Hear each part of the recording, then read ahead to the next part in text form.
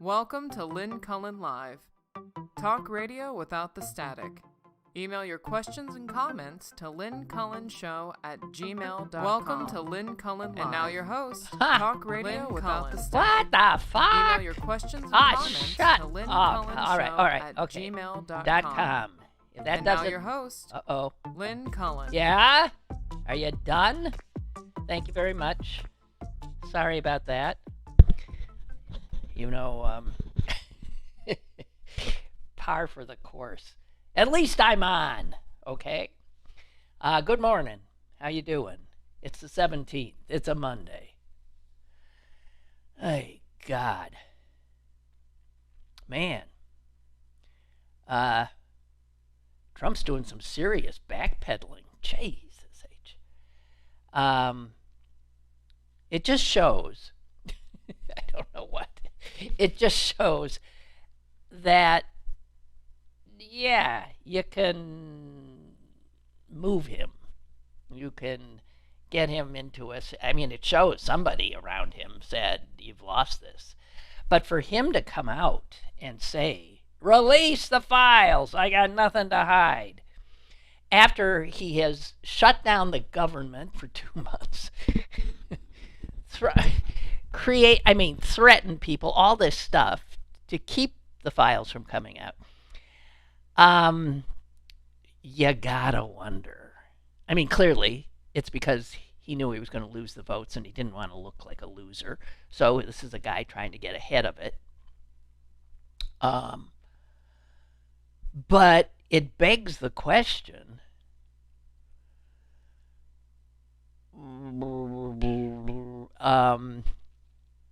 do you really think that someone who fought so hard to keep those files from coming out is really intending to release them all? Here's my guess. It's hardly outlandish. Ms. Bondi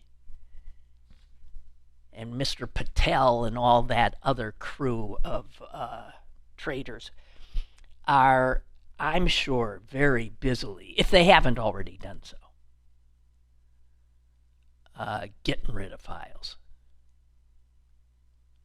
Right?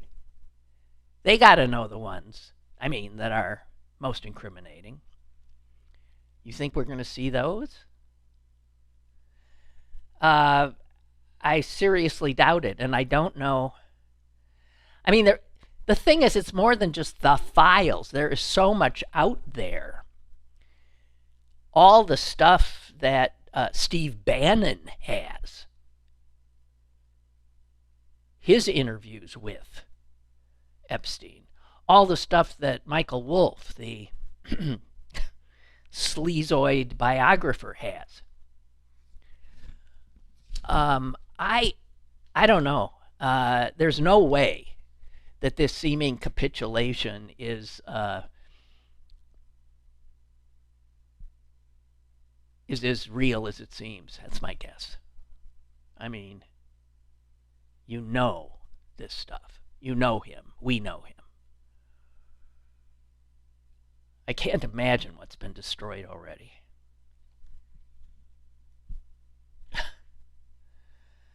Oh, God. So, anyway, I guess they're going to do the vote as early as tomorrow.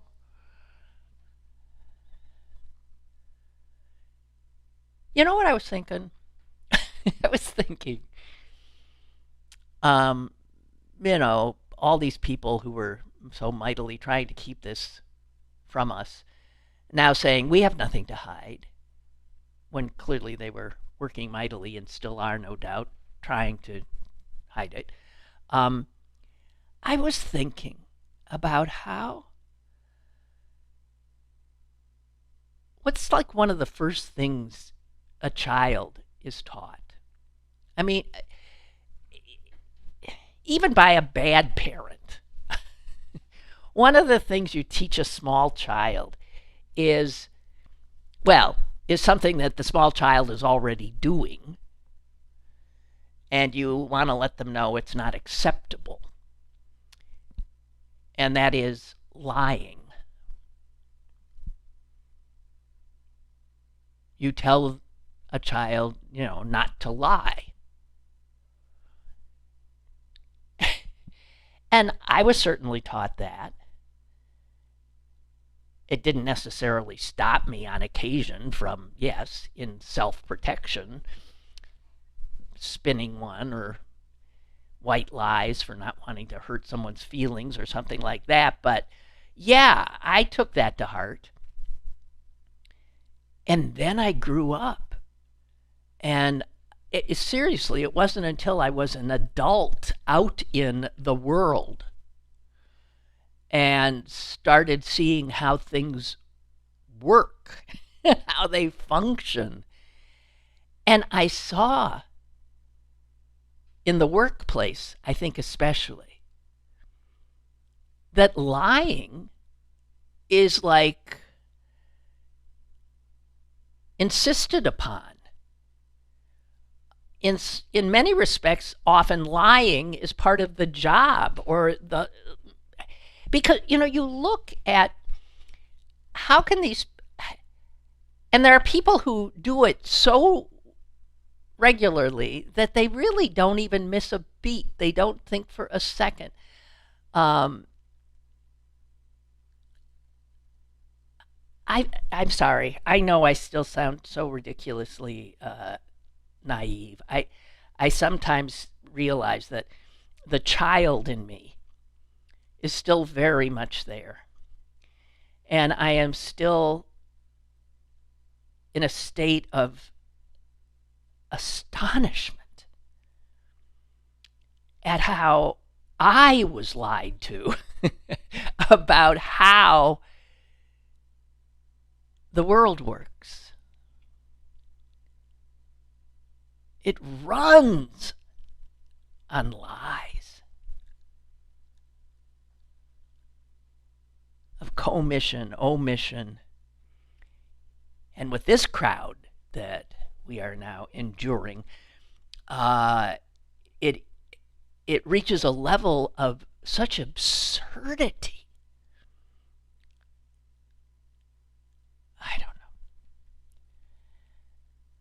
It's not a good time to be somebody who still has that inner child in them. It's tough.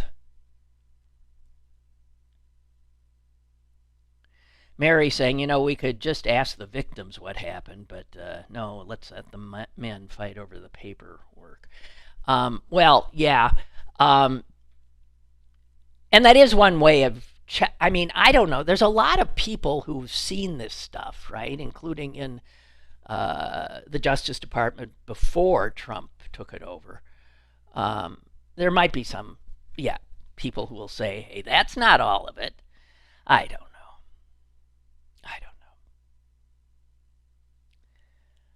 I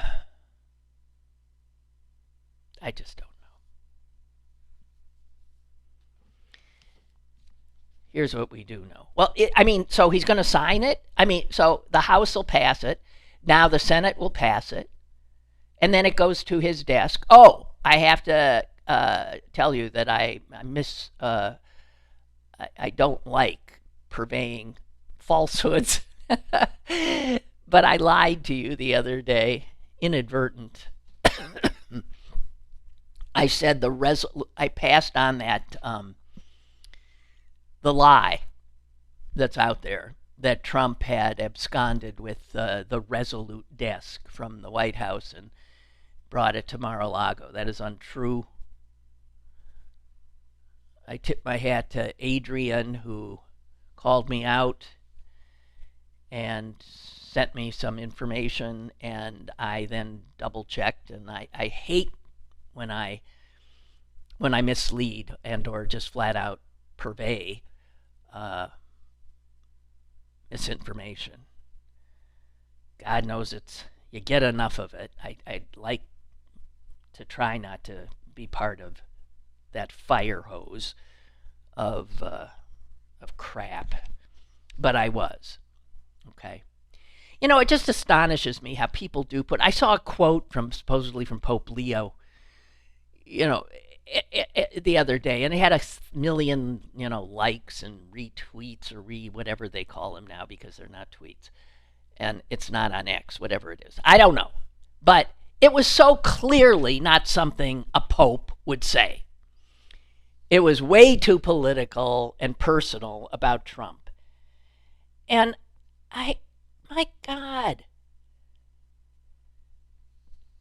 I suspect most people would just swallow it whole. We swallow what we want to swallow, right? Mm-hmm. That's the thing. Well, it's odd. I saw somebody suggest that, in terms of just the cinematic aspect of this time and this horrible president, that what will take him down, in all likelihood, is this, I think. And that he's being haunted by the ghost of Jeffrey Epstein. I mean, Jeffrey effing Epstein, this awful, awful human being. He's dead, murdered, no doubt. But it's like you can't. Somebody said it's like Shakespearean. Yeah, the king murders the guy who's got the goods on him, and the murdered guy's ghost, like Hamlet's father, keeps coming back. Oh, Lord. Hey, there was one wonderful story. Did you see it or read about it? I'm not sure where it was from because I just saw a little something on it, but I so loved it. It was a story about an election that just took place somewhere. It was a southern state, and it was a local race, and it was for the county council or something like that, some legislative seat. It was in Virginia. And yeah, it was for the county board of supervisors. And it was a tight race. The winner won by just a sliver of votes. I mean, neither candidate got even 1,000. I mean, it was that small, a local election. So each got hundreds, but it was the challenger who won. And the challenger turns out to be a 19-year-old kid. A 19-year-old boy, Cameron Drew, who is now going to sit on the Surrey County Board of Supervisors. He's a black kid, and he knocked off an incumbent that had been there for a long time, a 44-year-old white guy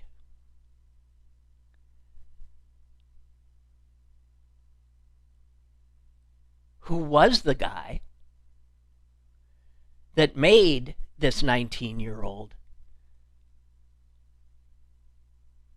want to serve.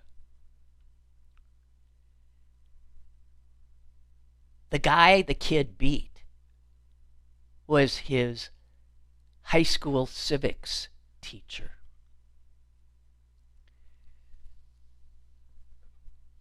who also had, not only taught civics, but wanted to serve. And he passed that on to this student. And the student ran against him, and always very upfront about it, telling him, I'm going to do this. The teacher, amazing. So proud of the kid. Graciously conceded. I mean, there's something so wonderful about the story from so many angles. The mentorship shown by the teacher. The fact that the teacher was a conservative Republican, which shows you that there's good people running as conservative Republicans out there. What? My God. Blown away. If you didn't see it, look it up. It's just heartwarming as hell. Yeah, the kid won by 8 votes.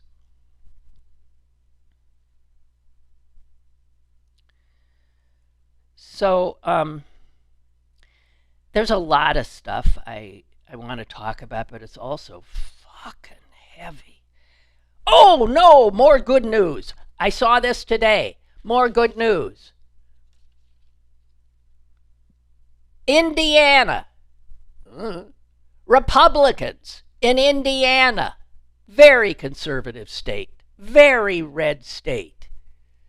The Indiana Senate has told, which is a Republican-controlled Senate, has told the Republican governor of Indiana, who had demanded a special session so that they could rejigger the congressional districts so Trump could conceivably still have a House of Representatives on his side.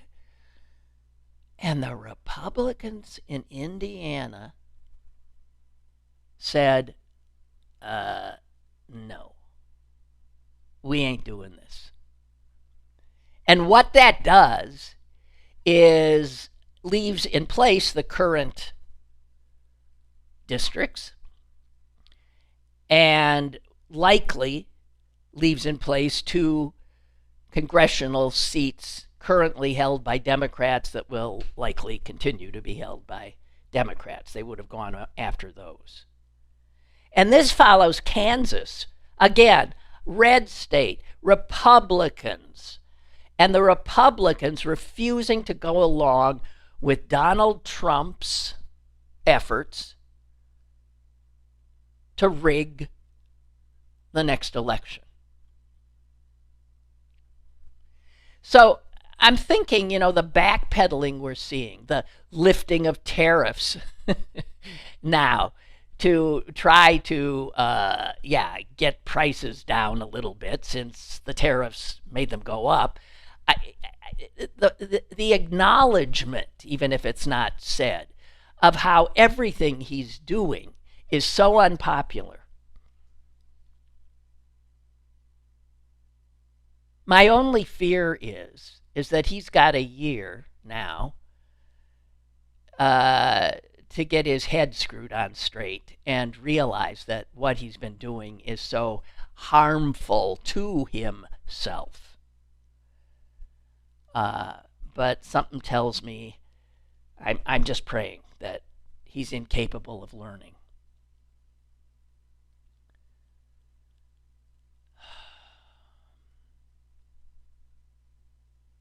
Yeah.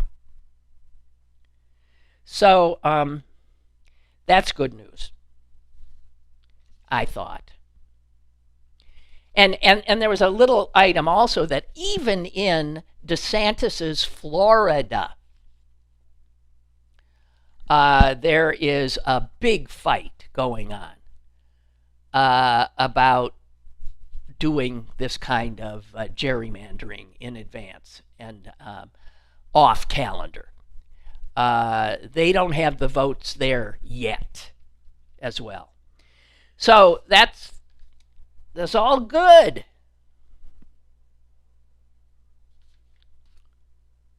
All good.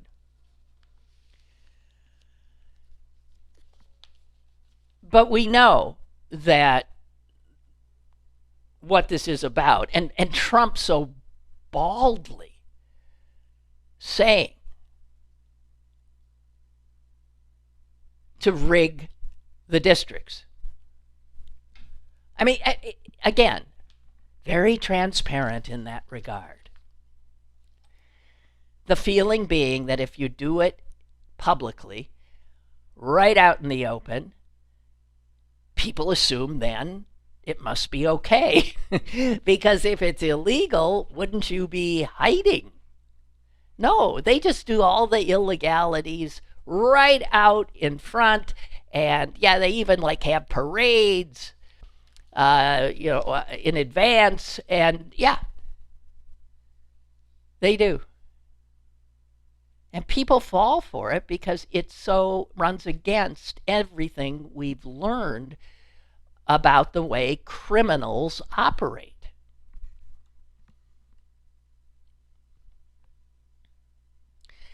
But there is a piece in The Atlantic which chilled my blood. And that is in The Atlantic by David Graham. And it's titled The Coming Election Mayhem. And he's saying out loud what so many are fearing. And he points out, again, Trump is very forthright about what he intends to do, always has been, which creates a lot of cognitive dissonance in people's heads. But I recall that this last summer in Florida, he was making one of his meandering speeches to a crowd. And he said this verbatim: Christians, get out and vote. Just this time. You won't have to do it anymore. 4 more years, you know what? It'll be fixed. It'll be fine. You won't have to vote anymore, my beautiful Christians. We'll have fixed it so good, you're not going to have to vote. Now, you can't make that up, and I didn't. That's a direct quote. He flat out said, I'm asking you just one more time. You vote. You won't have to do it again because we're going to fix it. And then he goes out and says out loud to Governor Abbott in Texas and all the other Republican governors, hey, redraw your districts so that we fix this.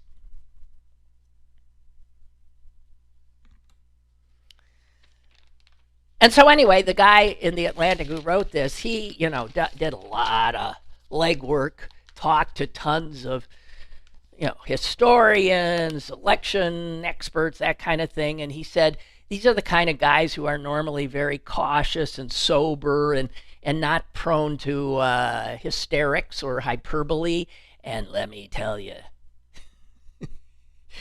they sound hysterical. They sound hysterical. They are quoted throughout. Here's the one that really freaked me out. Here's the quote. Let me find it. Yeah, this is from a normally sober person who studies American elections. Oh, here.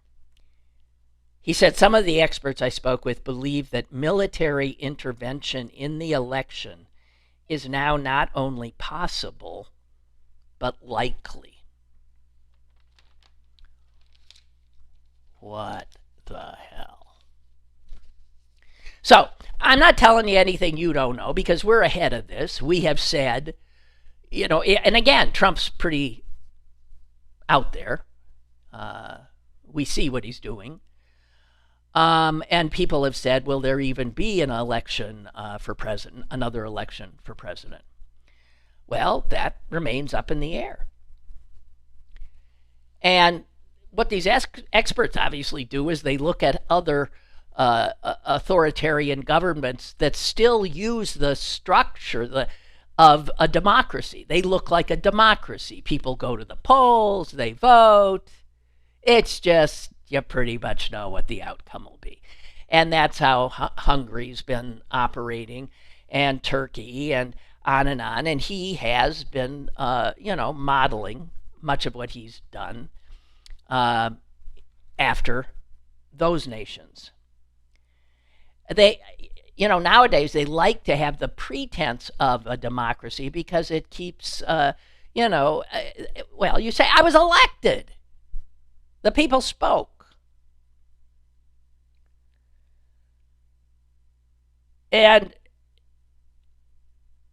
you do other stuff too, all of which he's done. You intimidate media, intimidate universities.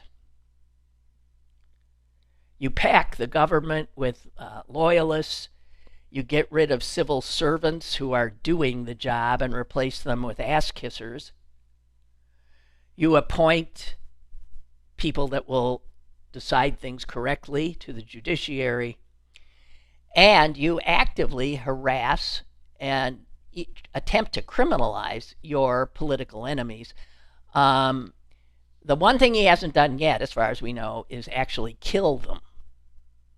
But some authoritarians get there. He's already done this. And here's already an impact. People are more leery to volunteer, to get involved. They're frightened. And the number of poll workers who have left is astonishing because they're fearful, because they've been targeted. Here's the other thing he's done. This is fascinating. They're trying as much as they can under the guise of saying, we're going to make this secure, this election. They're, of course, doing the exact opposite.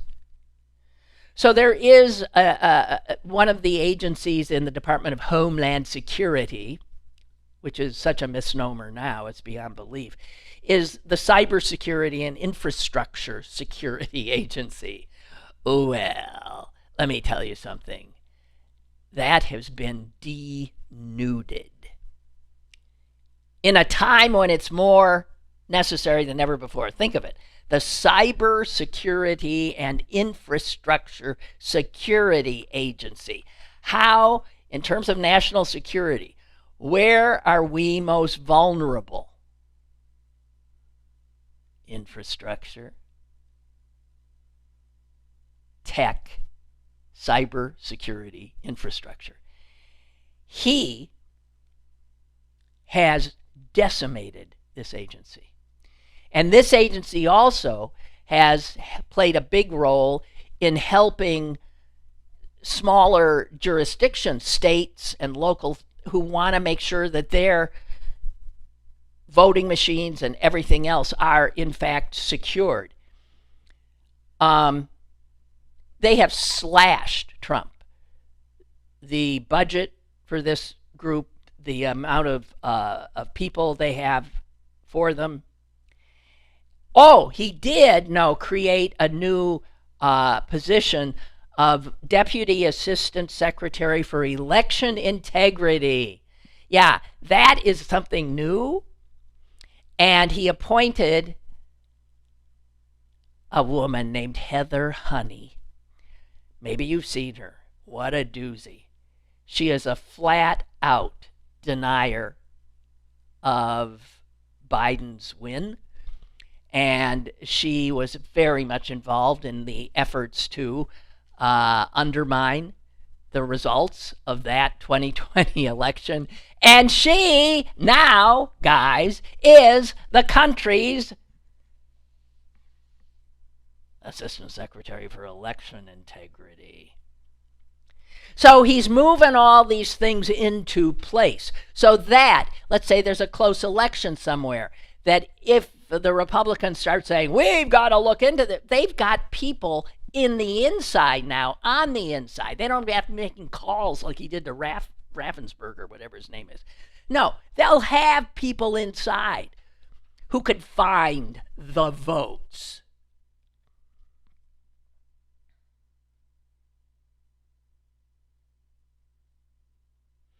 Here's the other thing. There's going to be armed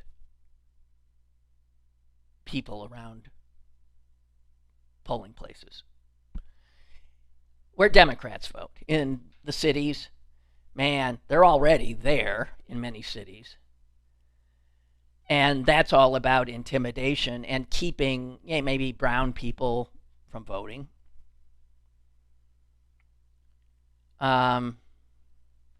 Federal law bans the presence of any troops. This is the law. Bans any troops or armed men at any place where a general or special election is held, unless such force be necessary to repel armed enemies of the United States. Well, we know this bunch. They consider you and me enemies of the United States. So this ain't good. This puny little law ain't going to stop them.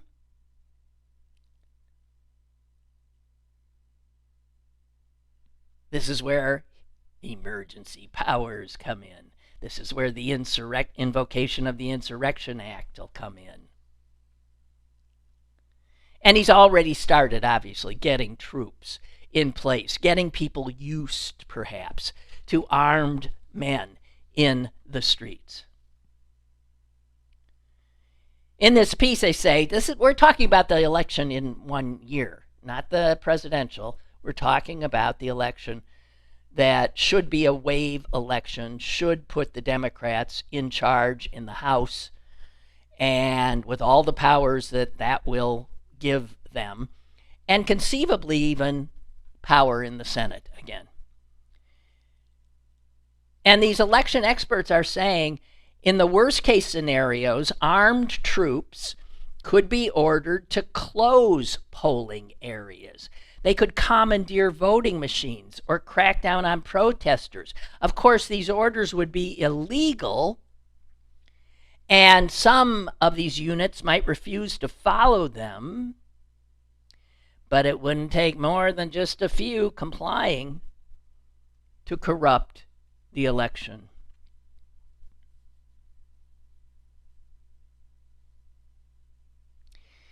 And then they talk about even if he clearly loses, what he could do, because we've seen him do it after. They could even refuse to seat Democrats who are elected.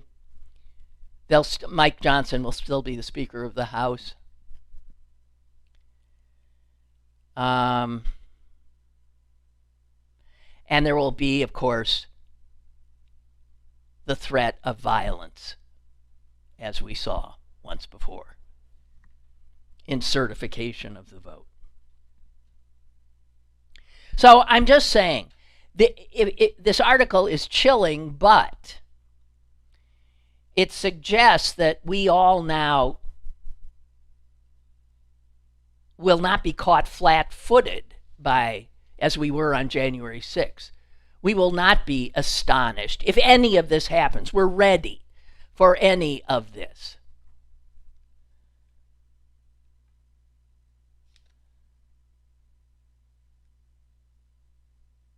And they point out that Poland, which had gone in this direction and was sort of a sham democracy run by right-wingers, the Law and Justice Party, that 2 years ago, the voters went to the polls in unbelievable numbers. And they threw out the right-wing SOBs. It's the kind of show of citizen power. Your vote by itself, all of our votes together can take these bastards down. So this election coming up in 1 year is our pivotal moment in preserving and defending this country.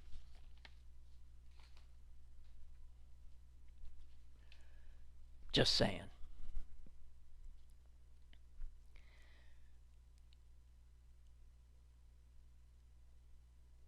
Somewhere I also saw, oh no, this was yesterday, I guess, in the Times. My God, a chilling piece about what they've done to the Department of Homeland Security.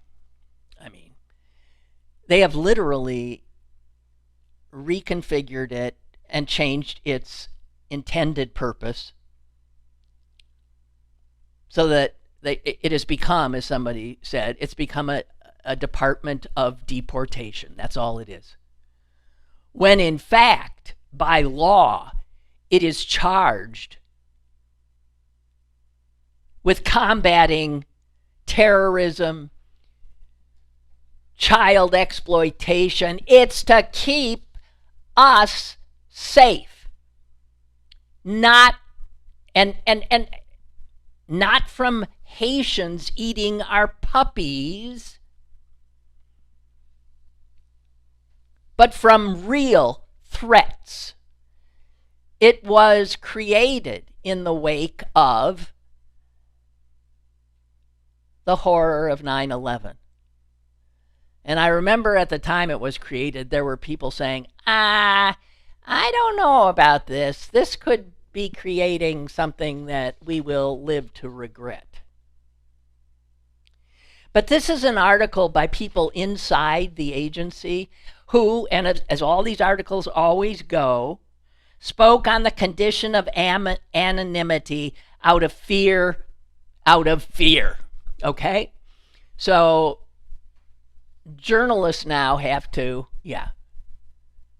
meet in dark places with terrified people who whisper to them what's going on. And people whose expertise, who have been in this department for decades, and their expertise is staying ahead of the hackers, the foreign state hackers that would go after our infrastructure, that can go after all kinds of cybersecurity. They could shut down the banks with one keystroke. Who the hell knows? Those guys, highly specialized, have, under Trump, been pulled from their jobs and are now being put in the position of being part of these scrums of masked SOBs terrorizing people in our country, grabbing them off the street. Not criminals, not anybody who is really a criminal, which is what they were going after. And agents investigating sexual crimes have been redeployed. I mean, tons of them. A national security probe into the black market for Iranian oil that is sold to finance terrorism has been stalled for months because all the people working at it are now instead chasing brown people down the streets of America. Efforts to combat human smuggling, sex trafficking. Well, this crowd, this is the crowd that protects sex traffickers. So we can understand. The Coast Guard has had its aircraft grabbed to transport immigrants, detained people, between detention centers.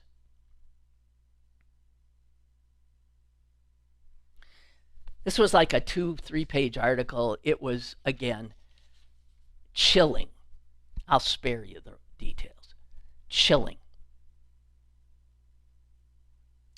You know, you gotta hope that if we do what the Polish people did, if we show up in numbers never before seen in an off-year election in November, and we take the House, despite all of these attempts to rig the result, if we take the House by our sheer force of numbers, take the Senate, then we have got to, I don't know, somebody said, you know what you need? You need a bunch of the best forensic accountants in the world to come in and just trace the money that they've taken, the grifting that is going on. They should all be in jail. In jail.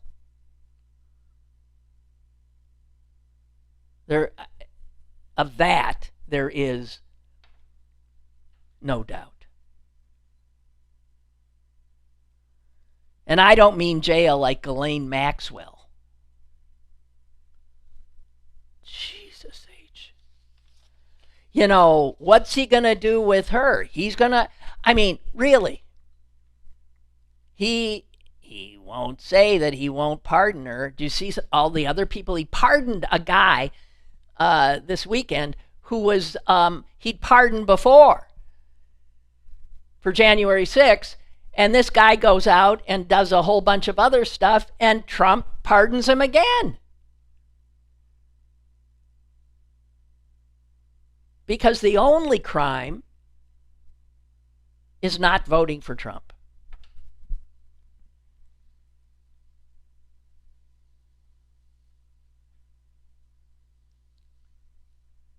Incredible. Oh dear.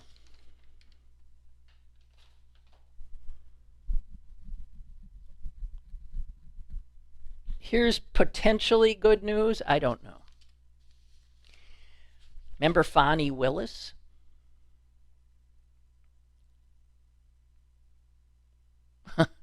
Barbara writes, yeah, I've seen about her. The FBI director's main squeeze,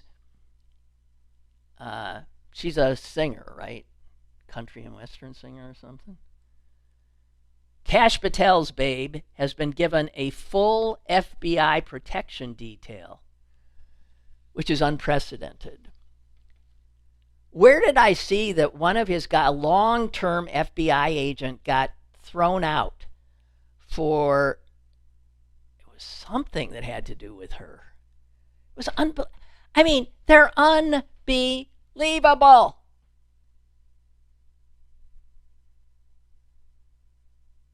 Oh, dear God.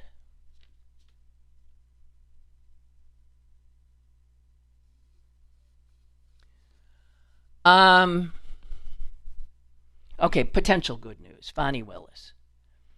That poor woman. I mean, they went after her big time. I wonder, we need to make if I were doing more video, just have this growing list of black women who he's taken out or tried to. Just unbelievable. And then we'd have another one of just people of color. And then another one of just women, white, black, and any other thing. I mean, just unbelievable.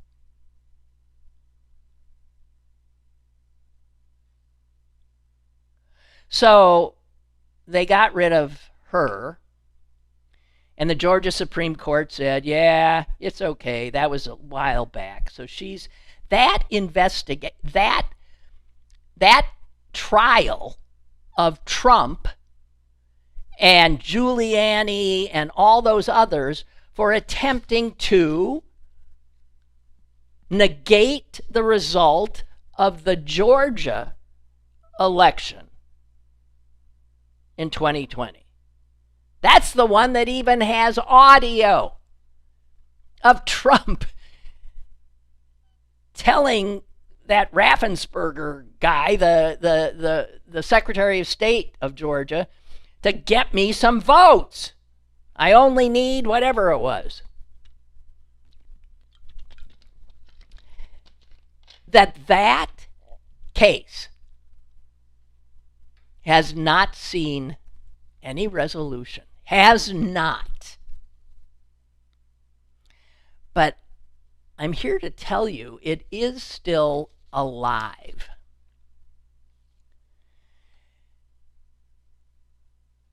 And there was a guy in Georgia who was tasked with finding someone to take over the prosecution of that case. The guy who was tasked is the head of the state's prosecutor council. And he got that assignment well over a year or so ago. And apparently, everybody he went to take the case, what do you think? Said, do I look suicidal? Do you think I'm crazy? He couldn't find a person to do what that brave black woman, Fani Willis, had been doing. In a case where the culpability of these defendants is just flat out there. It's a winnable case. He couldn't find anybody.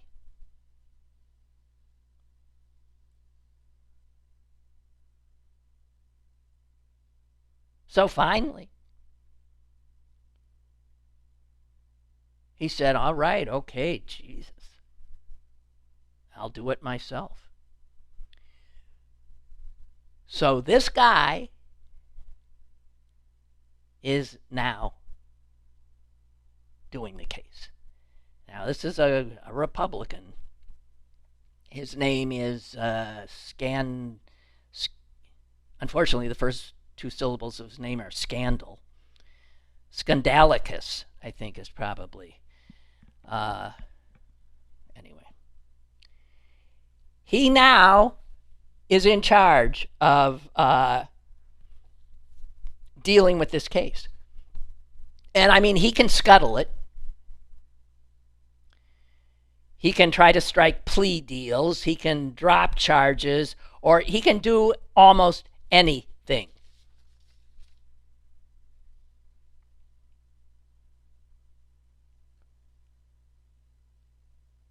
You know, that case was moving. And then they figured out how to get her. They got her because her boyfriend, you know, they'll always find something. Surprised they haven't gone after her for her mortgage.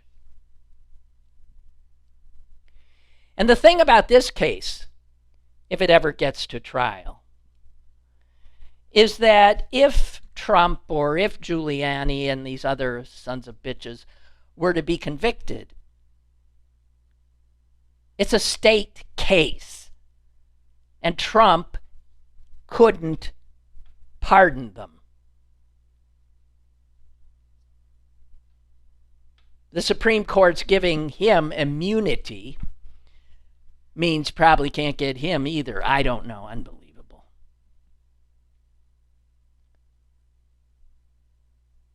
The indictment accuses Trump and 18 other people of organizing a criminal racketeering scheme to reverse the 2020 election. At least the election results in the state of Georgia. And my God, guys, I don't have a law degree. I could win this case. alone with that frigging audio tape. You got the shakedown right there.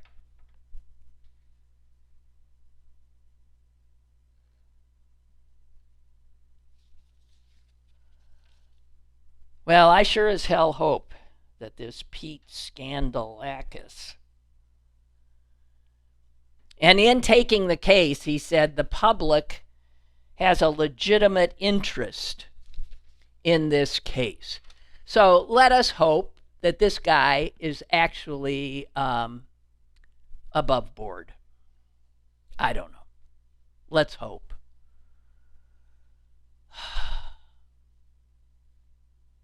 Let's hope.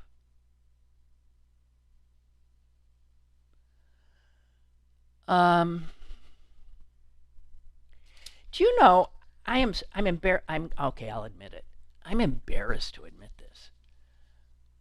Because, I'm fully aware that we just have no way often anymore of knowing whether what we are seeing is real or not.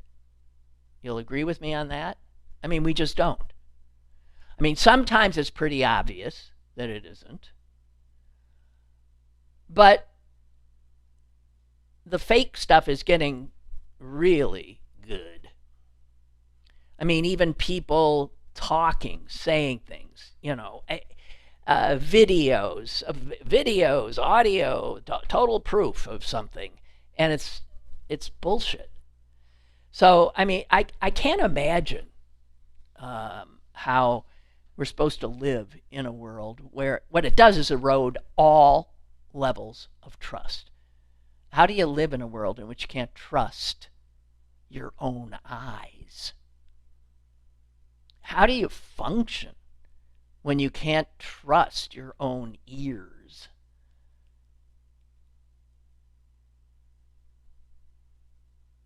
The impact of it seems just frightening to me. So anyway, I saw, a few weeks ago or a week ago or something. This has to do with the friggin' Oval Office and the desecration of it. At least he hasn't bulldozed it yet. But, that god-awful gold filigree bullshit over everything. It's beyond belief. It's like the willy-nilly-ness of it. Why not just gild the whole fucking thing, right? It is so ugly. It is in such horrific taste. It is. And anyway, so what I saw, I've been seeing that, and I know it's true that he's done that to the Oval Office, and everywhere you look, there's just gold shit everywhere. Filigreed little, oh, God in heaven.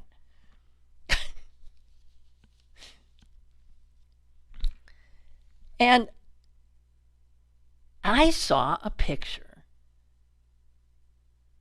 It's gone outside the Oval. I don't know, all over the White House. Well, you saw what he did to the Lincoln bathroom. Good God in heaven. I got to tell you, side-by-side pictures of what it used to look like when Harry Truman did it. They said, it's a 1950s bathroom. Looked good to me. And he's gone in there now and made it into something that Abe Lincoln would recoil. I don't even think Abe Lincoln grew up with an outhouse. Jesus H. Anyway, so Trump, this gilded filigree crapola, has oozed out of the Oval Office and now is on the other side of the Oval Office. And I swear I saw this picture and I thought it was a joke.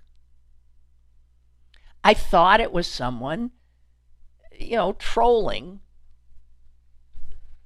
Trump and his god-awful taste. The picture is of the door to the Oval Office. I mean, from outside the Oval Office. And first of all, there's some more fucking filigree over that. But it's a thing to the side that I thought was the real joke.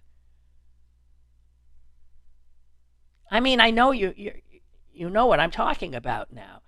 There's an actual fancy script pasted on the wall next to the goddamn door,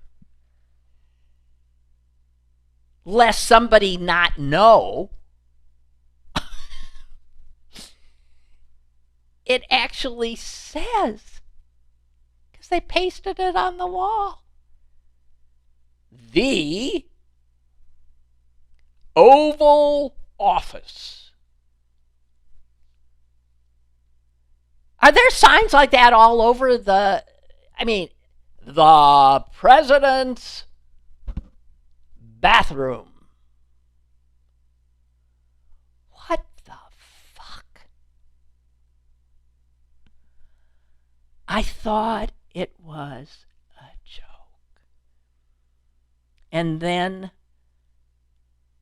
my issue, I get a hard copy issue of The Week magazine, came this weekend, and my God, there it was, that picture.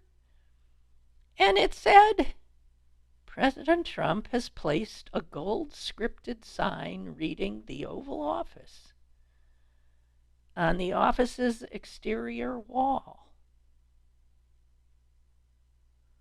Oh my God.